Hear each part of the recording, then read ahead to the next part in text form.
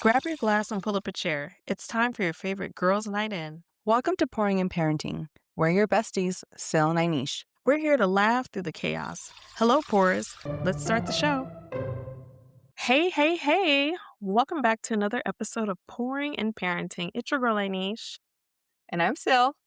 And today, per usual, we have another fun episode for you all. So thank you for tuning in and clicking that button. If you're not following us already, please make sure to follow us on whatever you're streaming us on right now and on all of our social media platforms. Sil, how are you doing today? I am doing great. I'm surviving this summer with the kids. It's been pretty hot. Got myself an ugly little tan that I need to work on now.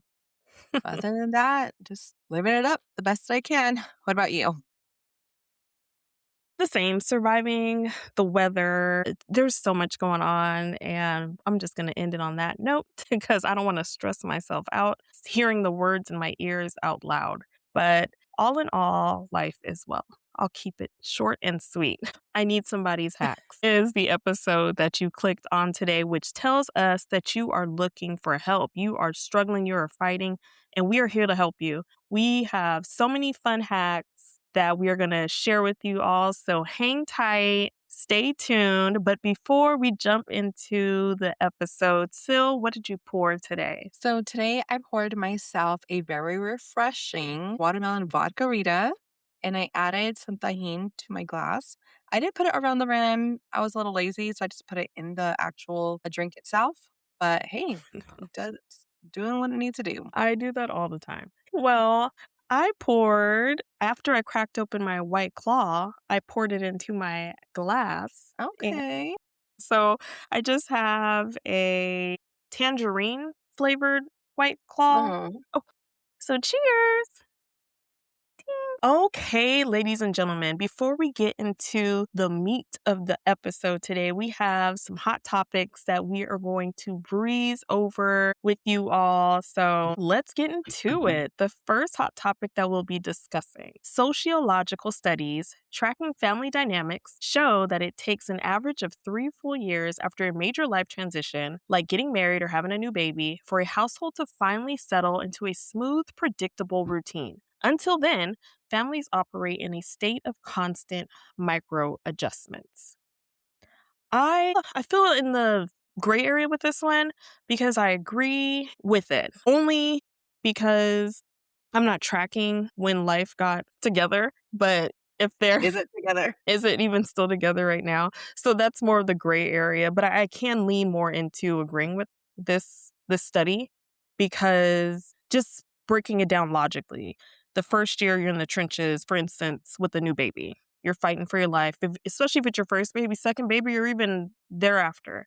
The second year, you got it together for the most part, or you're really accepting, crap, I have a baby and I survived the first year.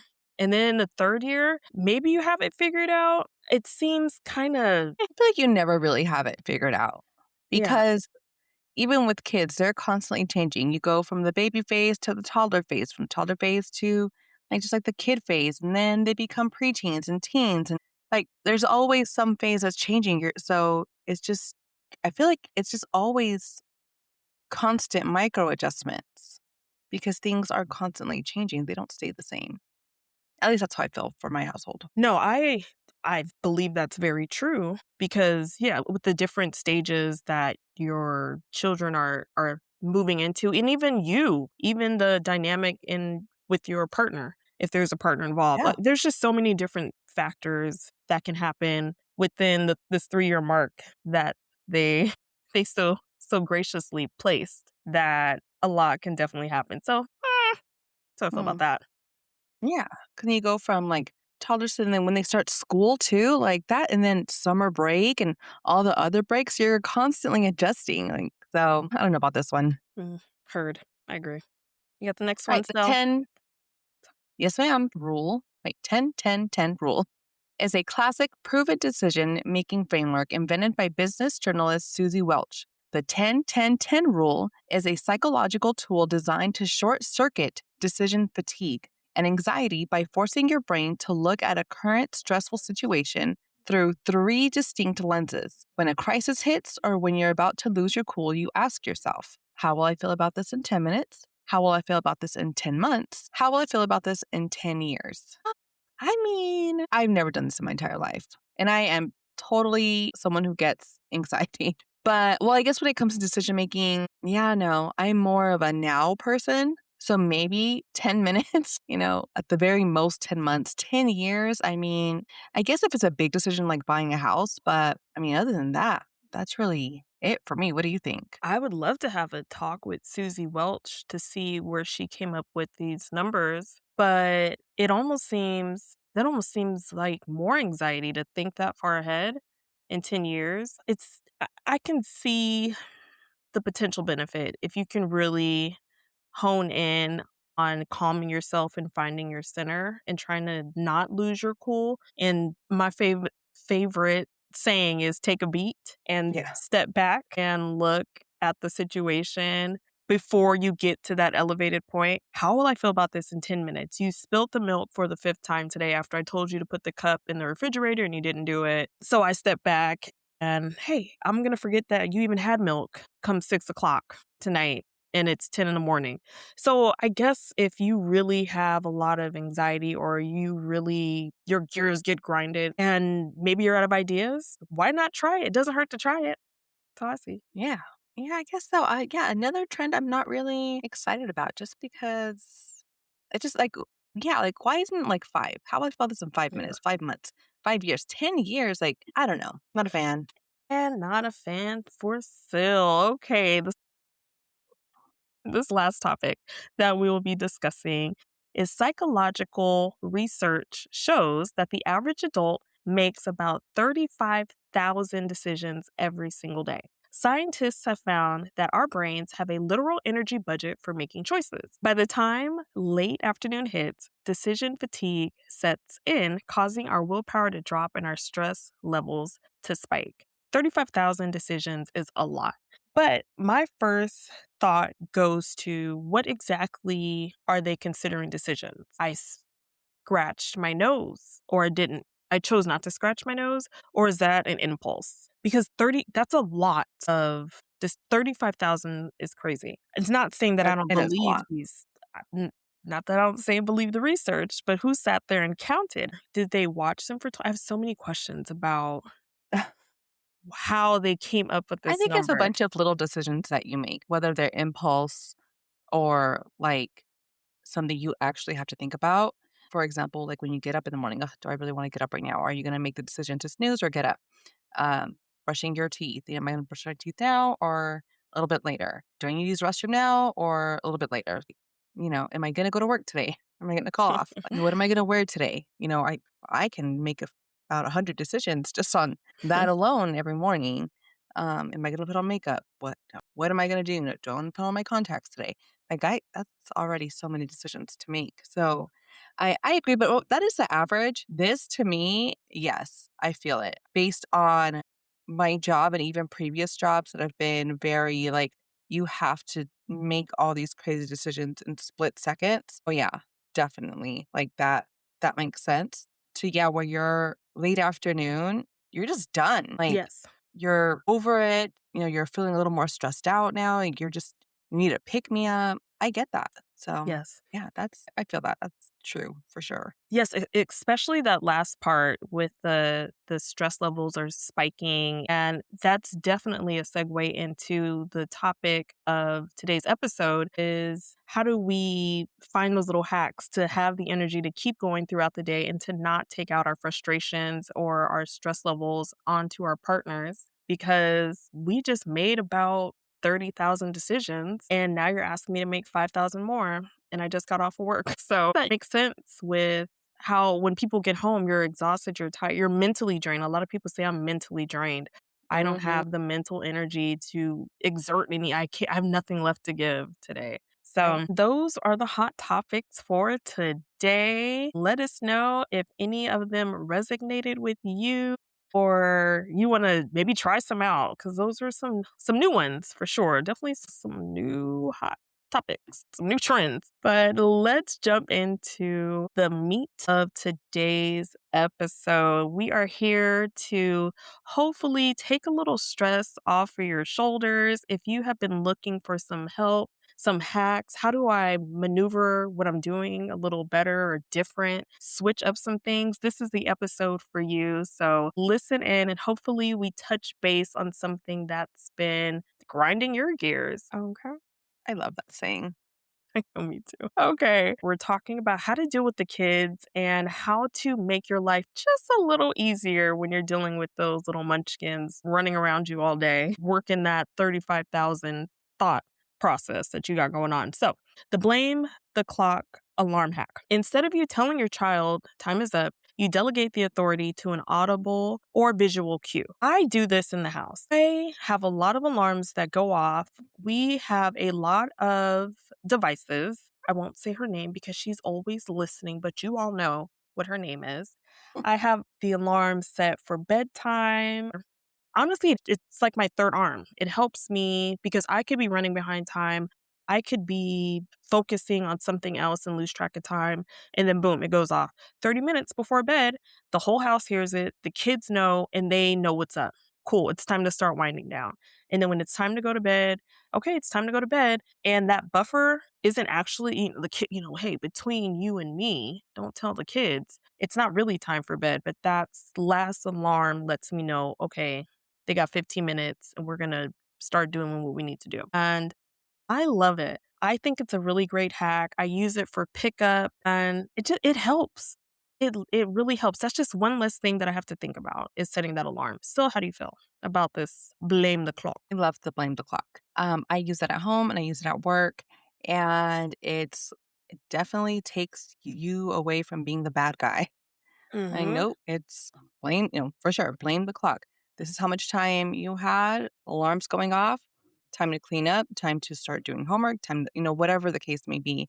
Yeah, no, I think it's necessary, and there are a lot of kids out there who need that structure. They need to hear it. They need an organization and a system, Yes. and it's something to be consistent. That would be really useful for them. Kids with special needs, autism, they definitely appreciate the use of an alarm. Yes. And real quick, just to add to that, so having your child help you set the alarm so they're aware. Maybe they can pick their own tune out. Mhm. And so when Yeah, they oh, hear yeah, the they like that. song and they know that's my song and make a game out of it. They think it's fun. It's time to go to bed. You're like, "Yeah, Yeah. it's time to go to bed." But involve your child in it so it's not a big secret and or a surprise when it goes off. Have them there with you. Have them press the buttons. If you're not into tech stuff in your house because they're always listening, use your phone. Use a regular alarm clock that you may have in the house. But like Phil said, I think this is a really great hack. Right, yeah. I think something comparable would be, for example, when kids play outside, and I do this with my son, you need to be in by the time the street lights come on. Mhm. Street lights are on, you need to be home. So, he doesn't have a phone, he doesn't have a watch, but he knows that when those street lights come on, it's time to come inside. So, something pretty similar, comparable, I guess you could say. Yes. Yes, yes, yes. Love it. Right, then we have the independent play hack. We're going to talk about toy rotation and the busy bin method. They're both pretty similar, but just hear me out. So, the toy rotation system is a parenting method where only a small curated selection of toys is available for your child to play with at any given time, while the rest are stored out of sight. Every few weeks, the toys on the shelves are swapped out with the stored ones. So, I like that, especially if your kid gets bored easily or they just want something new all the time. They'll feel like they're getting something new. It'll feel more of like they're playing with something new, something they haven't used in a while. So it'll be Mhm. fun. Keeps them excited to play with them again. But then you have the busy bin method, also known as quiet boxes or activity boxes. And it's a parenting and teaching strategy where you will fill small plastic bins with curated independent activities that are hidden away and only brought out at specific times. So it's kind of similar to the toy rotation, except for this, they're created for them to be independent uh, Mhm.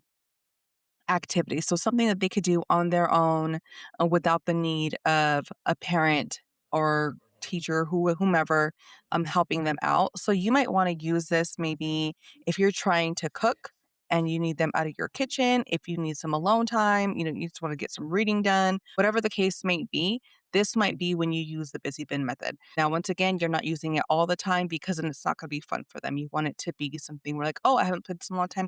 Let me take advantage now because I know it's going to go away. Same thing with the toy rotation thing. You might find them more interested in playing with their toys because they know they're not going to be around for a while. So I like both of them. I know my daughter, when she was doing speech therapy, they had like kind of like a busy, no, I guess it was like a cross between the busy bin method and the toy rotation. So the therapist, he would leave the bag of toys here, but she was only allowed to use them on the days that he would come to do therapy with her. So she would be really excited because she knew there was some really fun things in there. And that helped with her being more engaged in her lesson, but also because she knew I'm only going to get these for an hour once or twice a week, and then that's it. So it definitely keeps them engaged in the activities and the toys. Yes, that sounds like toy rotation. So I like that. And real quick, just to add to the busy bin method, if you're wondering what to put in the busy bin, like Sil said, they're going to be doing it solo. So making sure that they can do independent play, coloring books, whatever their age range is going to allow them. Nothing too messy because you're not going to, or you could be in the same room drinking your cup of coffee. But if you're cooking dinner and they're in the living room, you don't want them painting and then they paint it all over the walls. So coloring books or jewelry. They can make this jewelry with the beads and the strings. So Play-Doh, if you allow Play-Doh in your living room, if Yeah. you have hardwood Even floors, Legos. Legos, things that they can independently do and keep them busy and active. So I love both of those as well. I think those are really great parenting hacks just to help the parents get some, even if it's 20 minutes or 30 minutes, whatever it takes to just refill, even if it's just a little bit in your cup. But you can start the Right. refilling process in that Yeah. moment.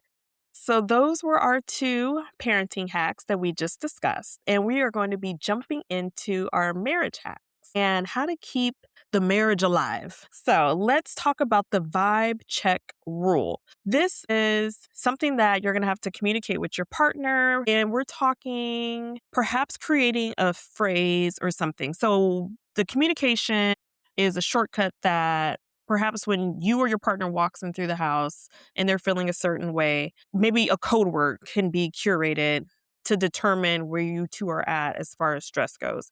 Now, hear me out. If you're a stay-at-home mom, if you're a sham, and you're like, girl, I don't care how his day's been. He's been outside without the kids all day. Have that discussion with your husband and perhaps text before he gets home. I'm a sham, and in the first year with my firstborn, I was in the trenches. I felt a lot. And probably almost every day I felt that I needed a break because we're just all trying to figure it out. And as obviously the years went on and he grew up, I figured it out. I got it together. And less did I feel overwhelmed and stressed. With our second born, I felt more in control. And are there times that I feel stressed? Absolutely. But very rarely. Honestly, I can't really remember the last time I felt stressed.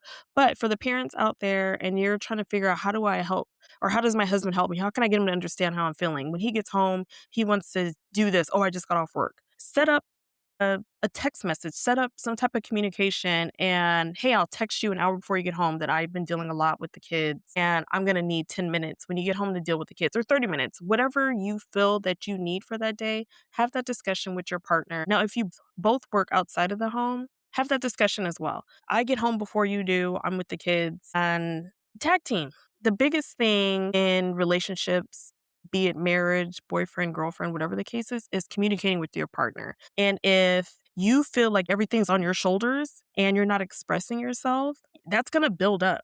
That's adding to all the thoughts in your head that we talked about in our hot topic. And that's not going to help anyone. Having that open line of communication and saying, I need a beat. Today was really rough for me. And even if your partner had a rough day at work, and you were at home with the kids, respect that time for them, but make sure there's a time cap on it. You can't just, oh, I had a bad day, and he just goes and locks Like, himself peace in the, out. yeah, and he's See you gone for tomorrow. the day.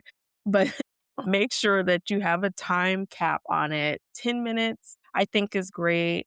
I would honestly say like 20 minutes max because I don't think that'd be fair for the other person. But just to be able to regroup and really center your mind, it's a good hack to do especially when it comes to your mental. And if you have a partner that's willing to be open to make that happen. Right.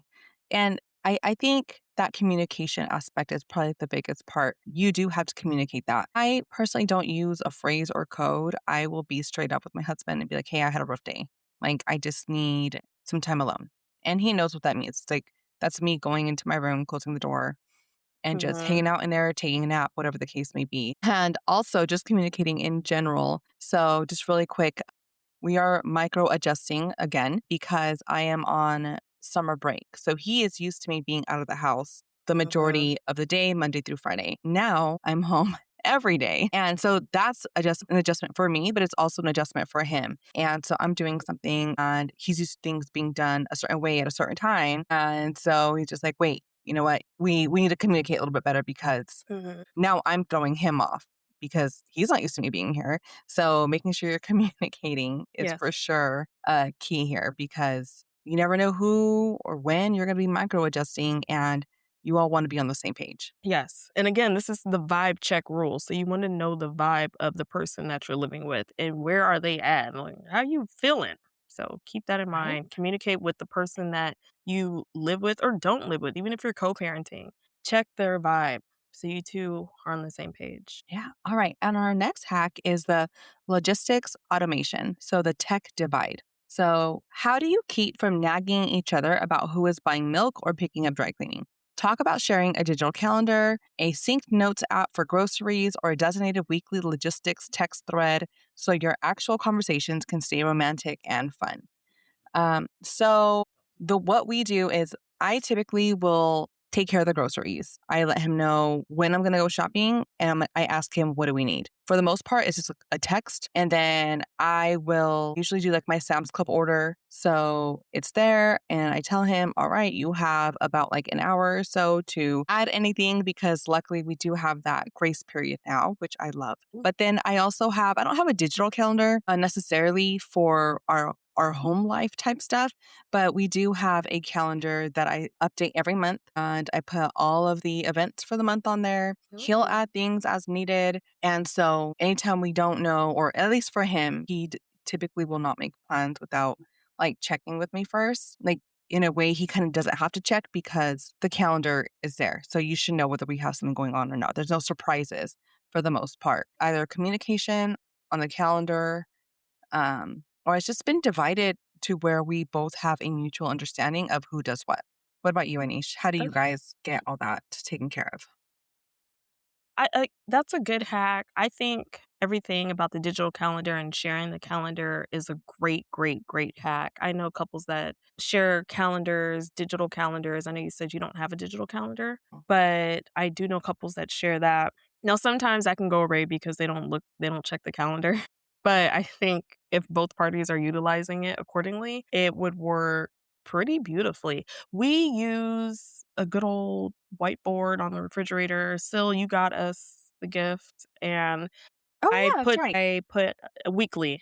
Everybody in the house knows what's going on, birthday parties, events, outings. It's all on the weekly calendar. I erase it every Sunday. And groceries, there's a notes part on there. I write the groceries on there. My husband typically does the grocery shopping. He's getting better, ladies. I know some ladies are grasping their pearls, but he's gotten a lot better with the grocery shopping. It took a minute, but ladies, have faith. Have faith. But that's pretty much how we communicate, and it's been working, and no one has questions of dentist appointments, doctor's appointments, they all go on the board, and even our son knows when he has an appointment. He knows when everybody has an appointment if it's on the board. He checks it faithfully every week, and if I don't erase it on Sunday and it's there Monday, "Oh, he didn't change the board." So, but I think that's a great hack. So if you're not already utilizing that open line of, again, communication, that is a hack. Communicating with your partner. Communicate, talk to your partner. You got married, you two linked up, you coupled up, and for a reason. communication definitely helps. It goes a long way. There's no guesses, there are no gray areas, and it helps. It makes things run smoothly. So don't be afraid to communicate with your children. Don't be afraid to communicate with your partner and stay connected. I think the last thing Silly said was having romantic conversations. So I think making sure that you have a designated space for that will also help. So you're not just talking about, or you're not nagging, because Right. that's the first thing a man, oh, she nags, nag, nag. I got to do this. I got to do that. I got to take out the trash. I got to do this. I write trash day on the board as well. Trash day is on the board. Every single week I rewrite it. It's there and the trash is taken out. Sometimes he won't look at the board and the trash isn't taken out and I might lose my poop.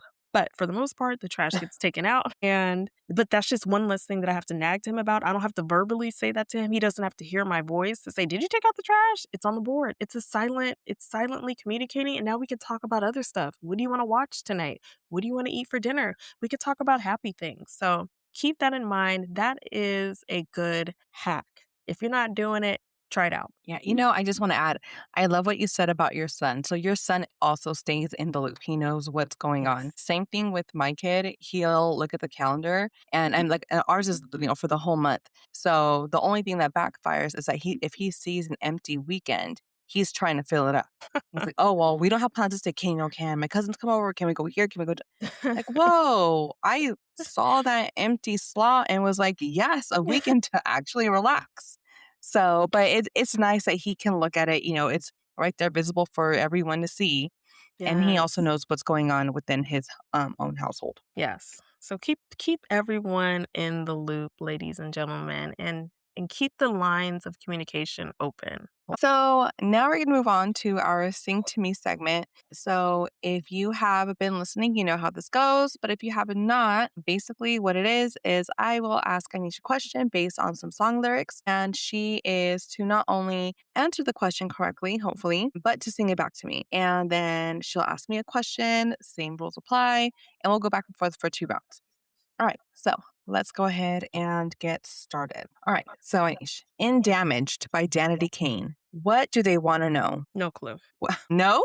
You don't know the song? I'm sure I do, but I can't remember last time I heard a Danity Kane song. Oh my gosh, they were trending for a while, especially with the whole Diddy I'm thing. not saying I was not a fan, but that's another group that's not in my rotation. Not because I don't How? like them, just I forgot about them. Danity Kane? I can't even believe it. The only How song are they that not? I could What? think I of think you is need to update your like throwbacks. the only Like song how? I could think. We in the club. We at the Yeah. That's the only song I know. I mean, I barely know that. Well, I realized. Yeah, My God. that's the only song that I could think Wait. of. If someone was like, "Sing me a Danity song," it would have been that song, "Jangling the Keys" with Young Jock. Ja.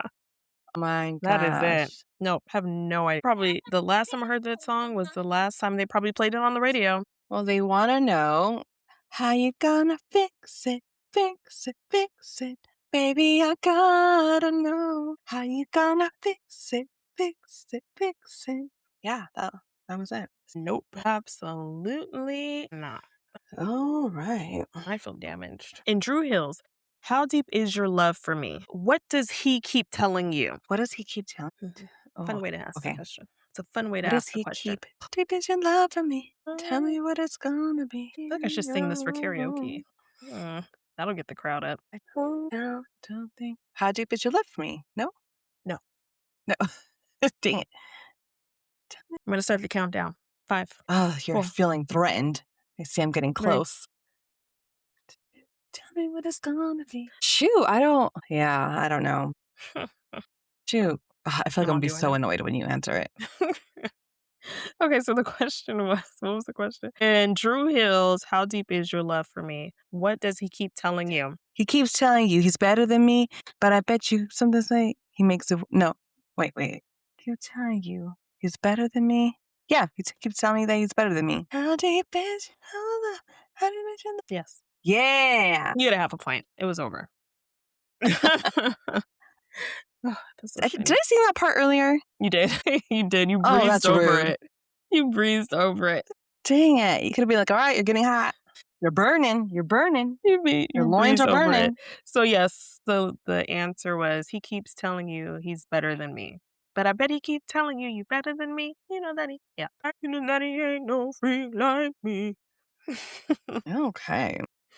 Oh, good old Okay. All right. What type of limousine does 112 trying to want to get freaky in Peaches and Cream? Bentley. "Getting freaky in my Bentley limousine. It's even better when it's with ice cream, Dang, you peaches got and it. cream." I don't know.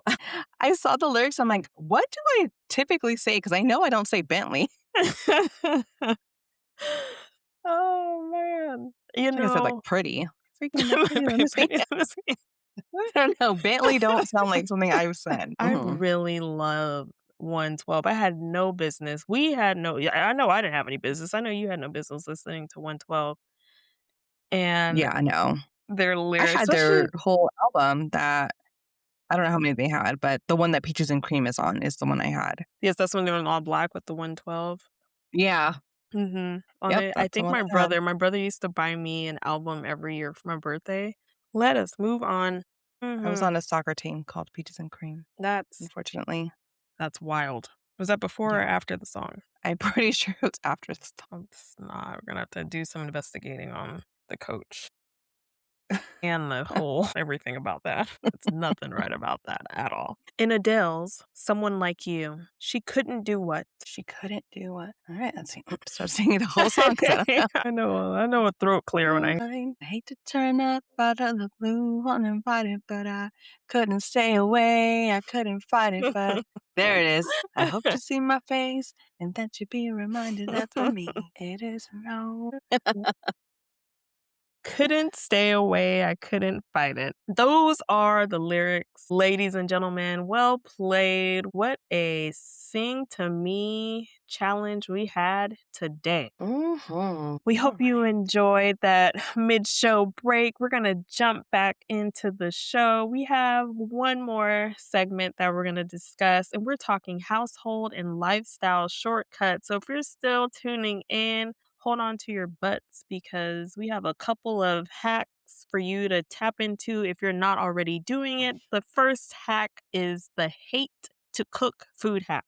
A lot of people hate to cook. So, I meal am not one planning. of those people. I I know. love a good cooked meal at home. I love cooking too, but there are so many people that do not like to cook. They don't have time to cook or they don't know how to cook. Meal planning shortcuts for busy moms or for all the other list of reasons that we just mentioned or that I just mentioned. So, having a dedicated theme night every week, like Taco Tuesday, so you don't have to think, or doubling every dinner recipe on Monday, so Tuesday is an automatic leftover night. I truly feel this is a great hack. This can save time. This can save time so you can have more time to do other things in the house. So you're not slaving in the kitchen or you're not racking your brain. And again, adding to those 35,000 thoughts, that's going to sit with me for a minute because you're, oh, I'm going to cook this. No, I'm not going to cook this. I'm going to cook that.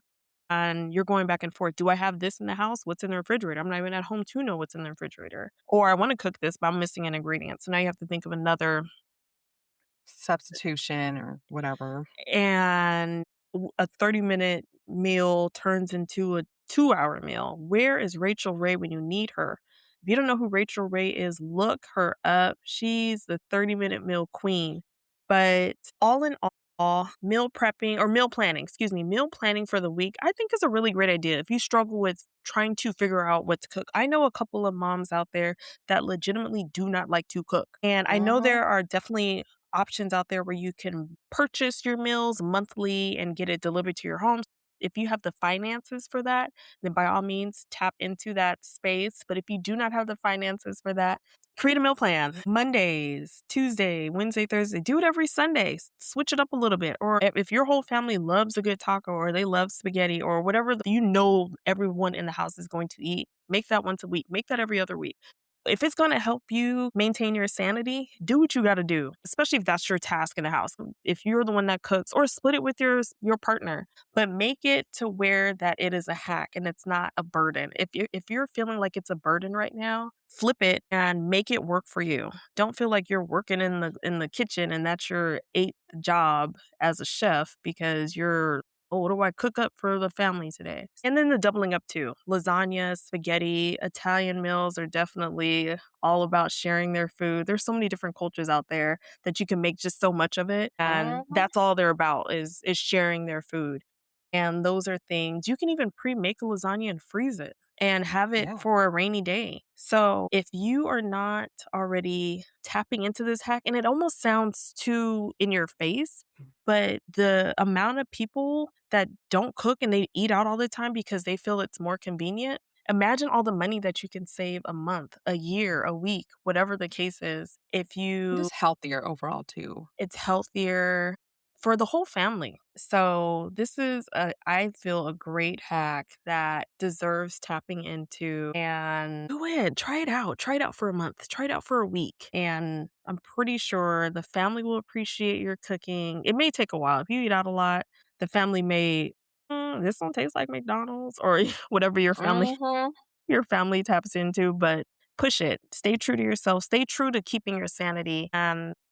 And making the food at home. But again, make a list. Make a list every first of the month if you wanna do a month's worth, or every Sunday or Monday, whatever works best for you. So try to tap into that hack.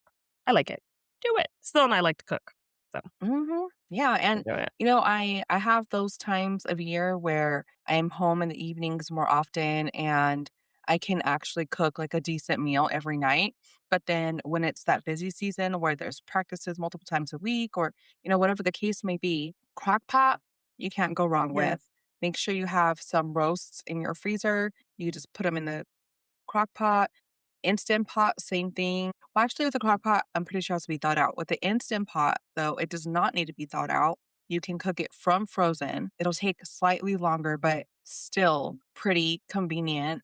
Or even just one of those days when you forget to take meat out, or the kids forget to take the meat out, and you get home and you still have a frozen chicken. The instant pot is great for that. Pinterest has a lot of great recipes. There's a lot of apps where you can find really good recipes for like quick things. But even like I did this for a while was I would buy my groceries based on what I was gonna make that week. So I knew, okay, Monday we'll have fish, Tuesday we'll have roast, and then Wednesday I'm gonna use half of that roast and make it into like shredded beef tacos, stuff like that. That way I knew exactly what to get at my groceries for that week. And sometimes doing it for too many weeks is too much and you don't want your food to spoil, like vegetables or fruit or anything like that. But even just for the week, do something like that. Or even having that dedicated theme night. Or knowing, okay, I'm gonna cook Monday through Thursday, Friday, or Friday and the weekend, and we'll go out to eat for dinner or whatever the case may be. And then honestly though, like if you're having one of those days where like it's just too much, there is nothing wrong with the kids just having some snacks or whatever the case may be, as long as they go to sleep with a full tummy. Sometimes just take it as it Mhm. is, or make some pancakes if that's what they want. Sometimes it's gonna be like that, and that's okay too. Yes. So give yourself some grace. Yes. Chicken nuggets and fries, if that's what you have to make for dinner, and do it. So, Yeah, I but mean, I hey, agree. And that's what ask your they're freaking friends. get from McDonald's. Yes, and also ask your friends for recipe ideas. Do some recipe swaps too as another Mhm. outlet. Alright, our next hack is the toddler travel or leaving the house blueprint. So, your holy grail of tips for getting out of the door without a meltdown or surviving a road trip or a flight. So, for example, the car diaper change station or keeping an emergency stash of snacks, toys hidden in the trunk that the kids only see when things go wrong. Yes, the car diaper station is a lifesaver for sure. I can't tell you how many times I have left the house and forgot to either refill the bag, forgot the bag in its entirety, even if all I had in my little, it was like something really small, compact, where you open it up and there's like wipes on one side and like one or two diapers on the other side, and in the middle is like little changing Changing. area. Uh, That definitely has saved me a couple of times. I've never kept snacks in the car. I don't like the idea of doing that necessarily, but toys for sure. I keep them and they're not even hidden in the trunk. They're just all over the damn place in the car. But like for the baby, I make sure she has that she always has a baby in the car. She Mhm. loves to hold her babies when we're driving. My son, he needs a pillow because he will knock out in the car. So as long as he has and it's like a small pillow, not like a huge bed pillow, a little Mhm. pillow, he is good. So so that's what we do, to keep everything At pretty bay. peaceful, right? Yeah. Yes. What about you, Anish? It's funny you mentioned a doll. My son, he wants a basketball is his comfort. He needs so we have at least 4 basketballs his hand size that he wants to hold, or it needs to be in his visual aid. Mhm. But this is a great hack. We travel a lot, and the snack thing is definitely, touch and go. Depending on where you live at and your weather, if it's too hot, you got melted whatever in the car. You Yeah, don't know just what it can do. It's just spoiled. Oh. ain't nobody got time for that, but maybe in the cool weather, you can keep crackers or some type of snack in the car. Read the fine print on the wrapper because I know it says how to keep it stored, but Yeah. keeping diapers in the car, extra clothes, jackets, just whatever you need. You never know how your day is gonna end or your night's gonna end. You may have one plan and then something else happens. You get a call from a friend and, "Hey, come over, girl." I've been there before and didn't have something. Luckily, where we were going, they had what we needed, but definitely a hack. Keeping what you can that's non-perishable in the car and ready and revving to go. Keeping the kids happy, like Sil said. She has a pillow and the doll. I have basketballs. I have all these sports equipment. I didn't even realize how many basketballs were in the trunk until I did a pickup and they were moving stuff around in there. I was like, sweet mother of pearl. So a great, great, great hack. And honestly, if you are going on a road trip or traveling, they have a lot of templates out there that you can make a checklist to make sure that you have everything that you need before you get on the road so you're not leaving anything behind. No toy gets left behind. My son also likes Hot Wheel cars. So if it's not a basketball, I keep a Hot Wheel in my purse. So if you know that your child has a favorite whatever, I have at least 3 Hot Wheel cars in my purse that I know my son will eventually ask for. And here it is. Right? Stay ready so you ain't gotta get ready. Yeah. One last thing I wanna add to that is keeping a first aid kit in your car. I Yes. have a really small one, but for the times where I take them to the park or whatever the case may be, I don't need to worry about trying to find a Band-Aid or whatever. I know I just run to my car, grab it, and I have what I need there for them because, especially boys, Yes. they're wild and they don't care, and at any moment, you might need that first aid kit. So, I do keep a little small one in there, and it definitely has been very useful to me. So, just throwing that out there. Very important. First aid kit, very, very important. The last that we will speak of is the worth every penny sanity saver. So what is one service or boundary that you finally gave into that completely changed your weekly workflow? So we're talking grocery pickup, a streamlined streaming subscription, say that 3 times fast because I just did, that keeps the kids happy, or outsourcing a specific chore, automated clothing subscriptions, or a strict rule about not checking emails after 6 p.m. Do any of those tickle your fancy, Sil? Yes, a few. So, I do have automated, vitamin subscriptions, which is perfect because I don't ever have to worry about that. I do my grocery deliveries. I wish they were automated. That would be nice. It's all convenience here. And then I do also have a rule about trying to not do work related activities at home. So once I leave work, that's pretty much it. Every once in a while, I will look at an email, um, but I know that once I am off the clock, off duty, I am not working from home. I used to do that a long time ago, and it just caused a lot of chaos and stress on not just me, but my husband and my kids. So, me putting up that boundary definitely um, has changed up how things are in the house. It's a lot less stressful and chaotic. You just got to put that phone down, got to put work away because they don't pay you for every minute of the day. They pay you from a certain amount of hours and that's it. So, yep. And I'm not looking back. I'm not doing that again. Mhm. People get so engulfed in that space. It's very difficult to let go, to create that boundary, because that's all it is. It's a boundary. And your employers, they're going to push it until you call them out on it or you just don't respond. They're going to do what they feel like they need to do and keep pushing, pushing, pushing. And creating that boundary is detrimental to your family, to your household. So kudos to you. Yeah, thank you. I I do the grocery pickup. It was new for me. We lived in New Mexico and a wife that I met was shooketh that I would walk into the store. You don't do pickup was her question with all caps and question marks, exclamation points. And I finally did it. I don't trust them shopping. I don't trust this and that were my responses. But talk about a hack. Talk about a lifesaver. I love a pickup.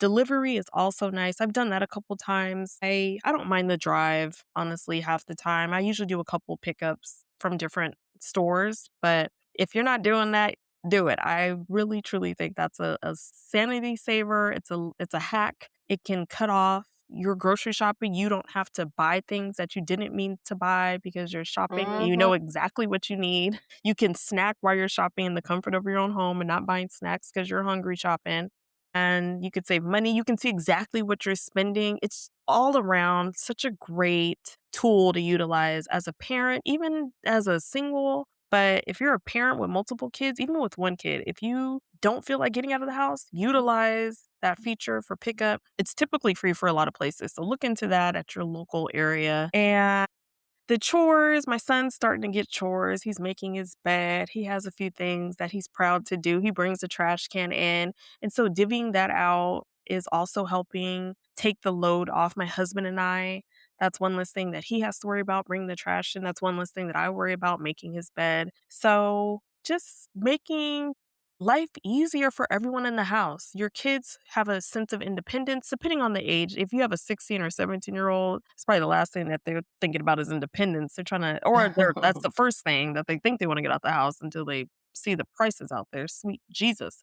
But Right? the littles want that sense of independence. So don't be afraid to add a little push to give independence to your 5, 6, 7, 8, 9 year old. And it can be something so minor, but anything that can help keep your sanity is what we're preaching here today. That's what today's episode is truly, truly all about. Making sure that we're all helping each other out. We're not gatekeeping anything.